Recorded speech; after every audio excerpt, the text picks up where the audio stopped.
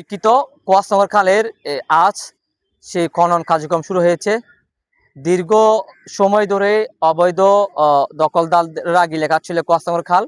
আজকে আনুষ্ঠানিকভাবে সেই কোয়াসনগর খাল আমরা দেখেছি যে নয়া সেতু সংলগ্ন তার পাশে 3 খালের যে মুখ সেখান থেকে কার্যক্রম শুরু হয়েছে।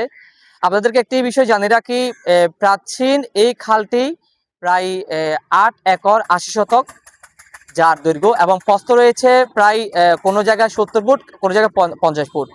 কিন্তু আজ যে খাল খনন কার্যক্রম শুরু হয়েছে সেখানে যে একটি দৃশ্য আমাদের চোখে পড়েছে, এটি কি খাল কাটা হচ্ছে নাকি পুকুর কাটা হচ্ছে।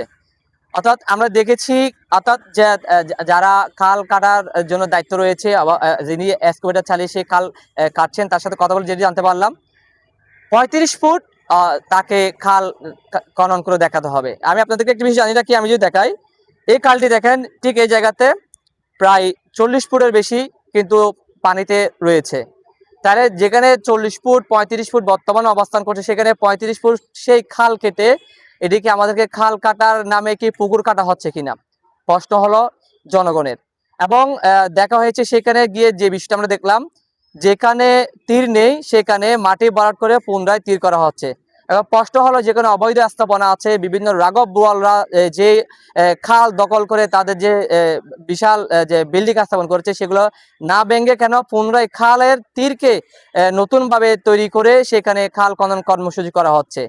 সরকারের বিশাল একটি মেগা প্রকল্প, সারা দেশের ন্যায় যে খাল খনন কর্মসূচি, চট্টগ্রামের কর্ণফুলীতে সেই খাল খনন কর্মসূচি শুরু হয়েছে। প্রাচীনতম এই কোয়াসনগর খাল, ব্রিটিশ আমলের তৈরি এই খালটি, যার দৈর্ঘ্য 8 একর 80 শতক এবং যার প্রস্থ রয়েছে কোনো জায়গায় 70 ফুট, কিন্তু কোনো জায়গায় 50 ফুট। আমি আপনাদেরকে দেখাই, বর্তমানে যে খাল এখানে কিন্তু 40 ফুট, কিন্তু দুই পাশেই বর্তমানে পানিতে ভাসমান রয়েছে। তাহলে 35 ফুট খাল খনন করার কি দরকার? বিষয়টি আমরা আমাদের নজরে এসেছে, আমরা আজকে আমাদের ভিডিওর মাধ্যমে আমরা দেখাবো এবং দায়িত্বশীল যারা কর্মকর্তা, উপজেলা প্রশাসন, কর্ণফুলী সহ যারা রয়েছেন তাদেরকে আমরা এই বিষয়টি নজরে আনার চেষ্টা করবো এবং সরজমিনে আপনারা এসে দেখতে পারেন বর্তমান যে কোয়াসনগর খাল, সেই খালের যে বর্তমান যে অবস্থা সেটা আমরা আজকের এই প্রতিবেদন আপনার তুলে ধরার চেষ্টা করব। স্টপ।